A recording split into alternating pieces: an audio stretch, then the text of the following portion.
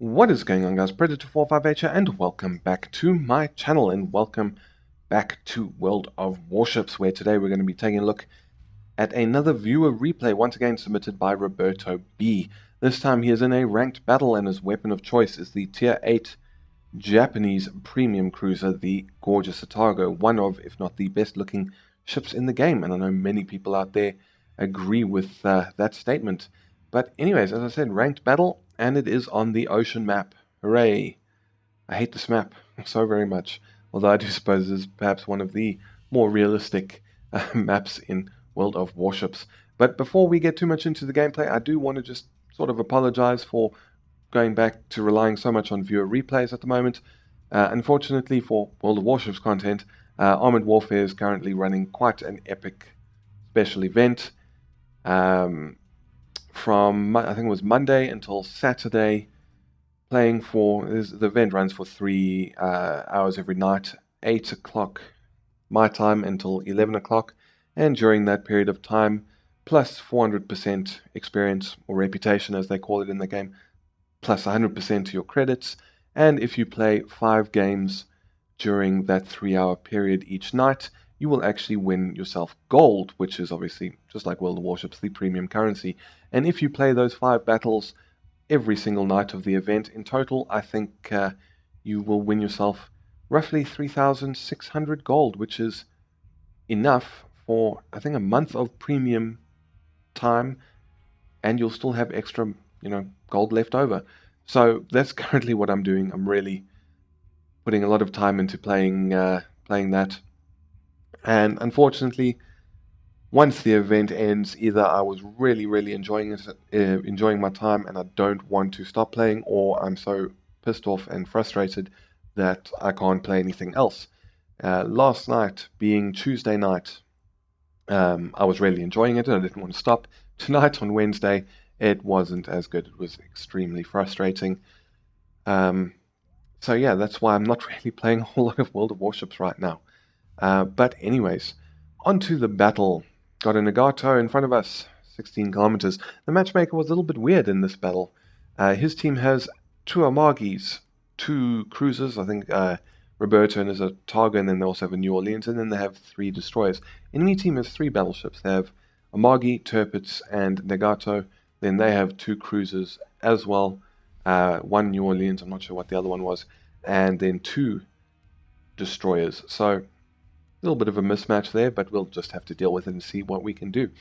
Nagato at 13 odd kilometers, and Roberto launched a spread of torpedoes. Now obviously the Atago's torpedoes only have a range of 10 kilometers, but as the Nagato is coming towards him, he's going to fire them off anyway and hope that it's going to enter within that 10 kilometer range by the time the torpedoes get there.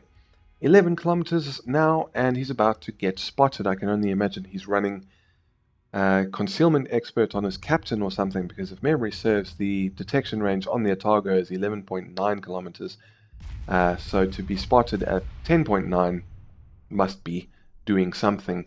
But anyway, shots going in on the Nagato, sets him on fire, 10 hits, good amount of damage, and here come his torpedoes. Nagato has put the fire out. Torpedoes are going in, and it actually looks like he might very well get a hit. And indeed he does. There's a torpedo hit on a ship that was 13 kilometers away or so when he launched them. Sets him on fire again, and big hit from behind from one of his allied battleships, I can have to imagine. Takes some damage from the Nagato, which knocks out his steering gear, but he's going to repair that right up and start sailing away. Nagato is still on fire because obviously he put the first fire out, and he's possibly even flooding, and it's making very short work of the Nagato's remaining hit points. 700 and dead. So there is Roberto's first kill of the match, and his team's first kill of the match.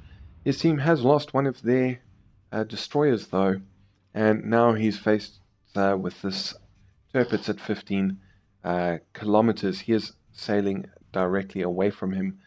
But Roberto did say in the email when he submitted that this replay, that this was kind of a ranked battle where he did almost everything wrong, heading to A by himself, coming up against 2 while the rest of his team was at B and C.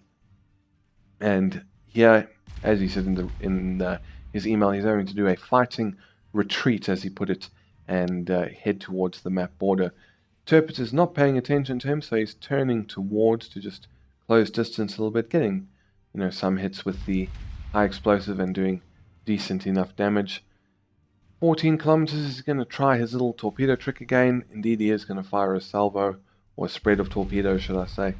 Some minor hits there, some minor damage, but the enemy is now capturing A, so one of the enemy destroyers has to be in the cap point. Tirpitz is now paying attention to him, so he swiftly turns to port and starts heading away once again, but unfortunately this has now put him on a course directly to the map border. 5 hits actually in total, and sets the Tirpitz on fire, but I don't think the Tirpitz has used his damage control team, and indeed he hadn't, so he uses it to put this fire out. Yeah, I don't know, that's a debatable move. In a battleship I normally wait until 2 fires at least before I put it out. More shots coming in from the Tirpitz, looks like a full broadside, and here's the map border. And this is probably going to save him a little bit, but now he's just going to turn the ship over and get it pointed in the other direction, and he does manage to set the Tirpitz on fire again, and this time the Tirpitz will burn. And since it's been a while since he's fired his guns, he is no longer spotted anymore, so he's going to start heading back towards the A cap point. So we're just going to cut it here and resume once he gets back in the action.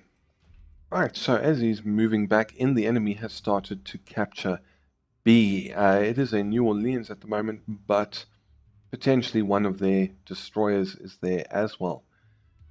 He's nearly within range of the Tirpitz, and he'll soon be able to start putting some shells downrange and engaging the German battleship.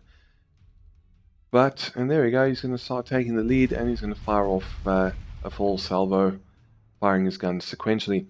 It's interesting to note, however, that he has he's using the hydroacoustics consumable instead of the defensive AA perk.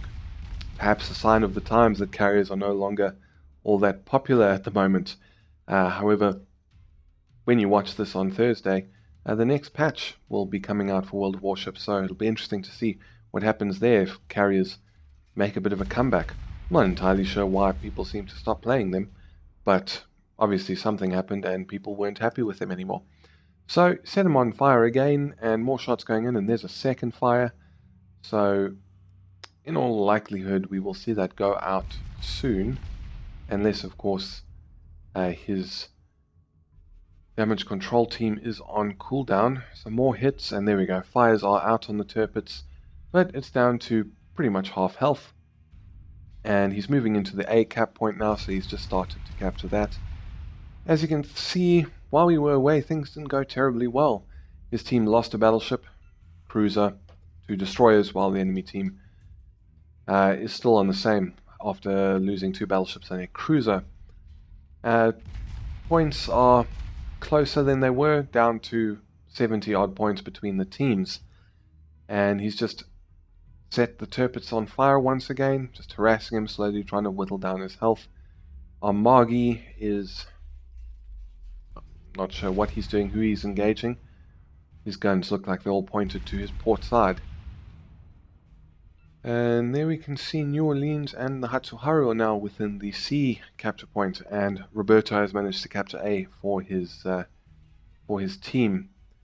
And Ben is asking the Armagi to please take out the Tirpitz. Armagi not even pointing his guns at the Tirpitz, maybe he's firing at the New Orleans. Sure as hell hope he's not firing at the Hatsuharu. That would be interesting decision on the Armagi's part. More shots going in. More minor damage, nothing too serious. But Roberto's, and there we go, Armagi's down, so it's 4 versus 2. And the Tirpitz is now turning to, looks like he's turning to close distance on the Atago of Roberto and get his guns swung around. There's the New Orleans in the sea capture point, very low health. It's a pretty good idea to quickly switch targets and try and finish him off, even though he's only on very low health, his guns will still do full damage. So it's a pretty smart idea to get rid of that set of 8-inch guns.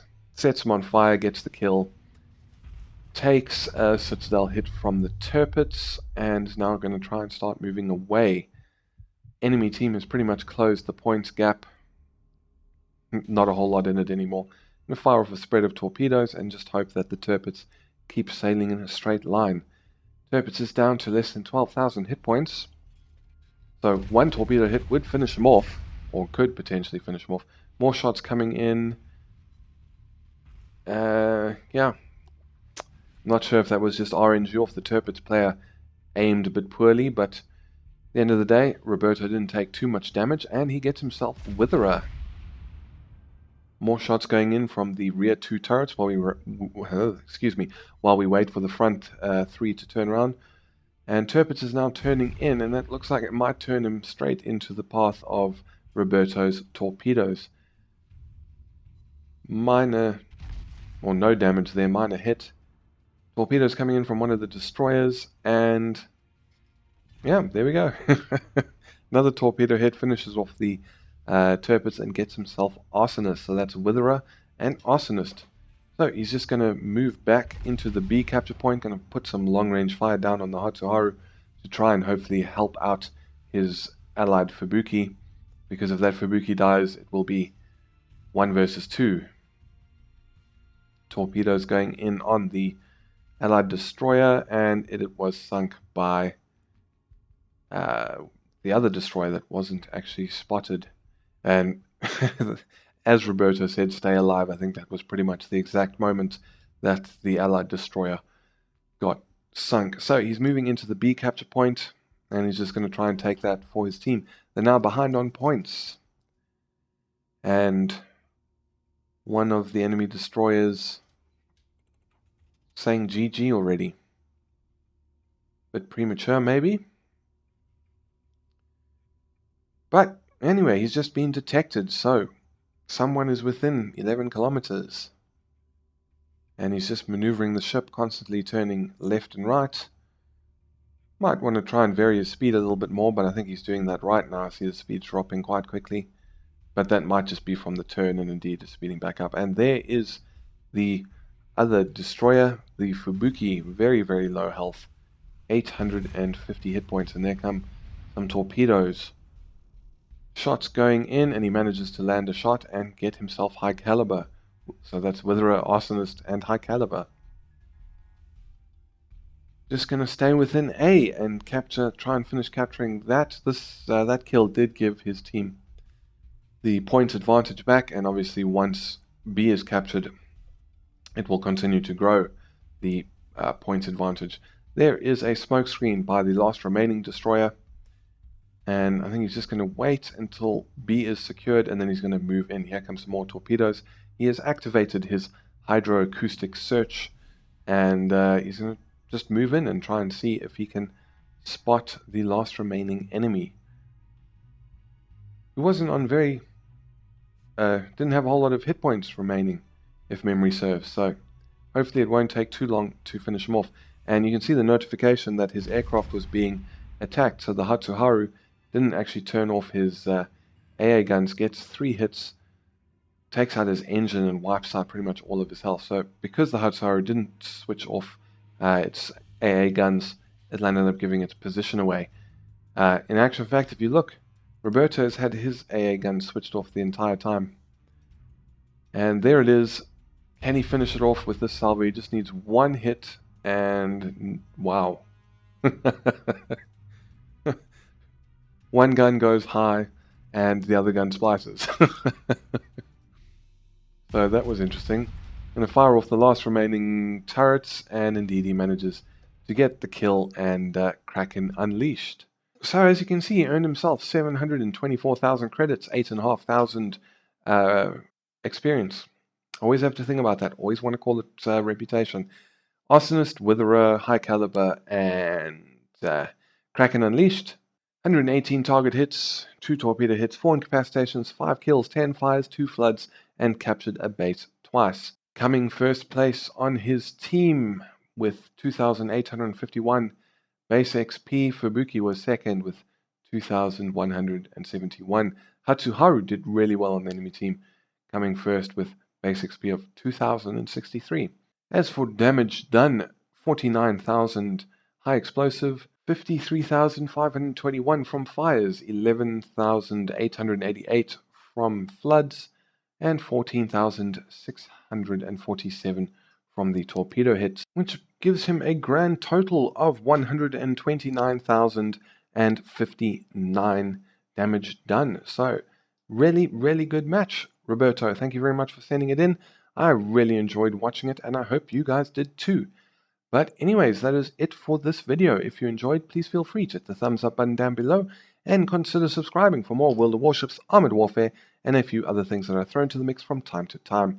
But as I said, that is it from me. Thank you very much for stopping by. This is Predator 458 signing off, and I will see you guys next time.